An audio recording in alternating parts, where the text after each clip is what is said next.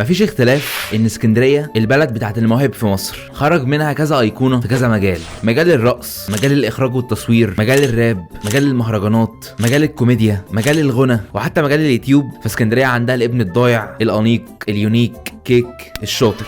والنهارده عايز اسلط الضوء على ايقونه جديده، موهبه اتولدت من جديد وظهرت لنا في اراضي اسكندريه وتحديدا في فاكتوريا. علامه من علامات الساعه، مش قصدي علامات الساعه اللي هي في دماغكم، لا يعني الساعه فاكتوريا، ميدان الساعه اسكندريه. هنا اسطوره من اساطير السوشيال ميديا بقى في كل حته، فارس العصب. ازيكم يا رجاله؟ الابن الضايع رجع من جديد، والنهارده جاي ومعايا ضيف شرف وهو الكاب، عشان الصراحه انا مكسل انزل احلق، والحلاقه بقت ب 80 جنيه الصراحه، وانا دلوقتي مفلس. I am broke right now nigga. ايه رايكم ينفع انضم لعصابه من عصابات شيكاغو واعمل تراكات مع تشيف كيف وترافيس سكوت وكانيه؟ يو من يو وات اب بيتش. معلش شخصيه حماده الهيب هوب هيد مأثر عليا. في حاله لو انت شخص مش بيقعد على تيك توك وعايش في كهف ومنعزل عن الناس وما تعرفش مين هو فارس العصب، فخليني اتكفل بالمهمه دي واعرفك مين هو فارس العصب. فارس العصب زمان كان طفل سعيد زينا، بياخد سندوتشات جبنه بيضه معاه وهو رايح المدرسه، وبيلبس نفس القميص اللبني اللي بيجيب اكتئاب بتاع المدارس الحكوميه ده، بس للاسف كان مليان شويه حبتين. ولو انت ما تعرفش يعني فكونك تخين في اي مدرسه حكوميه ده معناه تنمر وشتيمه ويطلع عليك اسامي بنت مره فانا متاكد بنسبه 100% ان فارس العصب ده طفولته وتجربته مع المدرسه كانت ابشع ما يكون. فالبرو قرر يشتغل على نفسه ويمشي على خطى المعلم الاكبر تامر الجيار، وعمل فورمه وتخلص من الوزن الزياده بتاعه وبقى سواق توك توك قد الدنيا. بس برضه ما سلمش من نقد الناس وفضلوا يتريقوا عليه. اكتر من 80 تعليق بقى في الفيديو اللي قبل ده كلها بعت لي انت سواق توك توك، انت سواق توك توك. يا جدعان انا سواق توك توك، وادي التوك توك اهو. وبعد كده قرر يعمل شيفت كارير ويغير المجال خالص وبقى راقص محترف.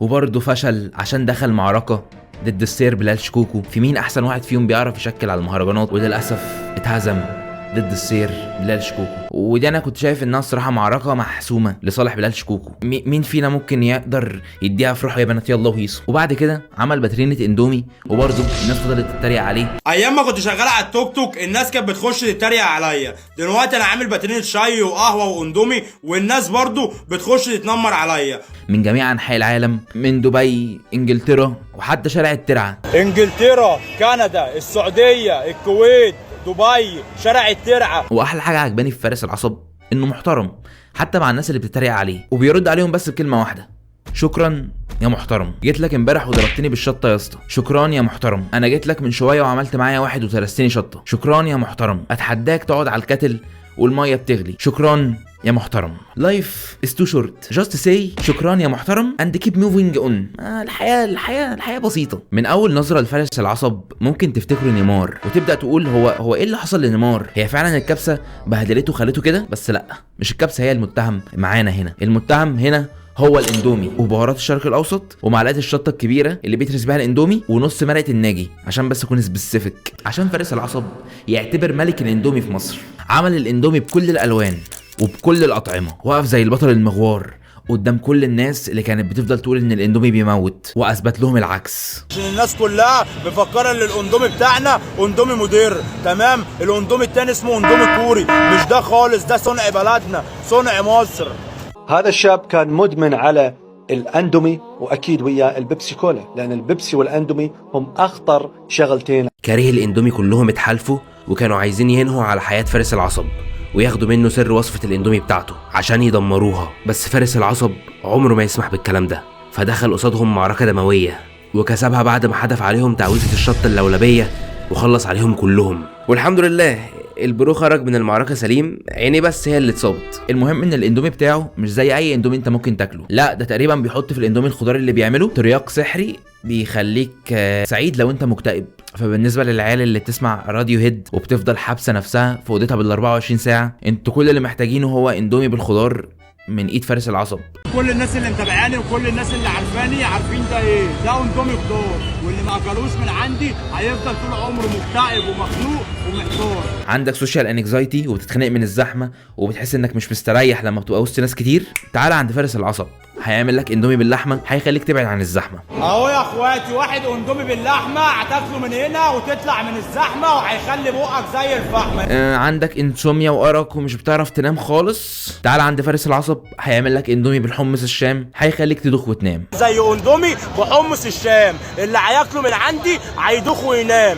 لو انت شخص بيجيلك بانيك اتاكس كتيره واعصابك دايما مشدوده، فانا جبت لك الحل ليك ولاعصابك. اهو يا اخواتي واحد اندومي فراخ هيخلي اعصابك ترتاح. انا من رايي ان كده خلاص احنا ننسى كل الانتي ديبريشن، كل المنيمات، الثيرابي، كل ده فاكس، العلاج النفسي الكلام ده فاكسان وبقى قديم خلاص. الاندومي بتاع فارس العصب هو الجديد دلوقتي. فارس العصب مش بتاع اندومي وبس، لا ده عالم فلك. في وقت تاكل فيه اندومي من اول الساعه 2 العصر لحد الساعه 10 المغرب. 2 العصر ل 10 المغرب. ما تفهمش الوقت عند فارس العصب تقريبا في ديلي او لاج، او يمكن بيمشي سلو موشن تقريبا. احلى صباح عليكم يا رجاله. النهارده اول يوم شغل ليا بعد 15 يوم شهر عسل. 15 يوم شهر عسل، ده اللي هو معناه ان ال 15 يوم بالنسبه له يعتبره شهر، يعني 6 شهور يعتبروا سنه في عالم فارس العصب. وده بياكد لي ان فعلا الوقت عند فارس العصب بيمشي سلو موشن. اليوم عند فارس العصب بيومين عندنا حرفيا. ما تفهمش بقى هو قاعد في القمر ولا الجاذبيه عنده عامله ايه. انا فوتت الدرس ده في الفيزياء الصراحه، او هو عامل ثقب زمني تقريبا تحت كوبري الساعه في ميدان فاكتوريا، معرفش. فارس العصب مش عالم فلك بس، لا ده كمان عالم فيزياء. تعالى اوريك حاجه بنجيتي هخليك تقول سبحان الله. بص يا اخواتي انا في ميدان الساعه فاكتوريا يا جدعان، وبصوا القمر في انهي مكان يا جدعان. ركزوا مع القمر كده، بصوا تحس اللي هو فوق السطح يا جدعان بالظبط.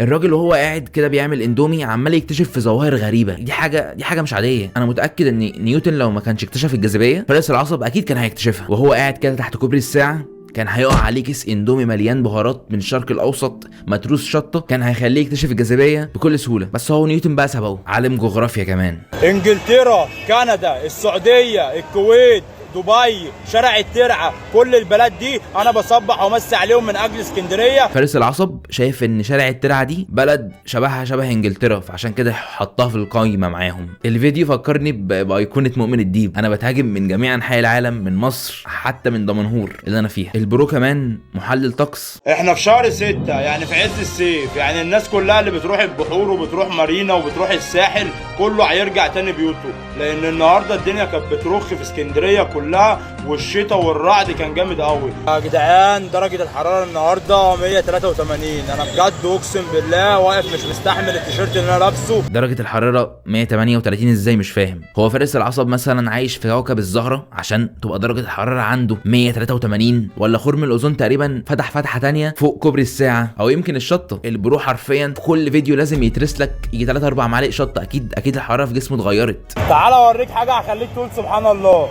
بصوا دلوقتي يا جدعان انا في ميدان الساعه يا جدعان، والشمس طالعه والدنيا زي ما انتم شايفين الدنيا عماله تشتي. سبحان الله، ربنا يسترها علينا عشان قلبي حاسس ان ده غضب من عند ربنا. والله العظيم يا جدعان ربنا يسترها علينا. الدنيا شتت عادي فاهم، والشمس صدفت انها تطلع مع الشتاء. ظاهره فيزيائيه سيكولوجيه بتحصل في كل البلاد في كل الحتت من قديم الازل. فارس العصب لا ده اكيد بقى غضب من ربنا. ده هتغلوا البنزين ولا ايه بقى تاني ولا ايه؟ ونيجي بقى في السؤال الجوهري، انك لو فعلا عرفت تقوم من بيتك وتنزل وجيت فاكتوريا تحديدا كوبري الساعه عشان تاكل من عنده اندومي، هل مفكر انك هتشتري اندومي بسهوله كده؟ اجراءات انك تشتري اندومي من فارس العصب اصعب من اجراءات مثلا لو عايز تشتري كوكب الزمرده، او مثلا لو عايز تجيب 3 4 شعرات من بطاط فادي عضلات. لازم تجيب له رقمك القومي، 2 شهود، واحد فيهم شغال مش عارف فين والتاني عشان انا نسيتهم الصراحه، هم قواعد كتير. تمديله على وصل امانه، تقعد معاه عشان تكتب له عقد. كل اللي طالبه منك هتجيب لي صوره البطاقه و2 ضامن، وتيجي تقعد معايا في المكتب تحت كوبري الساعه نمضوا العقد، وبعد كده خد الاندومي اللي انت عايزه. هي صوره البطاقه وشهاده الميلاد ووصل ميه او نور و2 ضامن، وتيجي تقعد معايا في المكتب تحت كوبري الساعه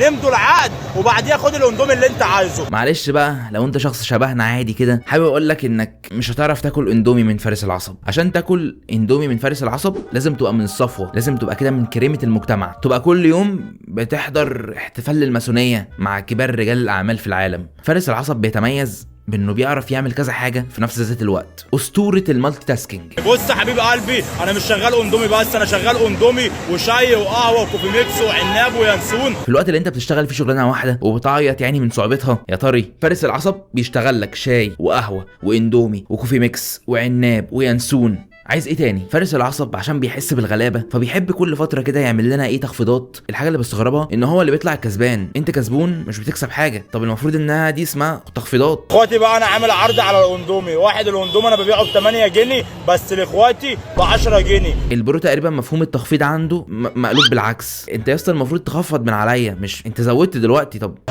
ده كام جنيه؟ اظن ان الجنيه ده في اي حته في مصر تقدر تجيب بيه مستكايه.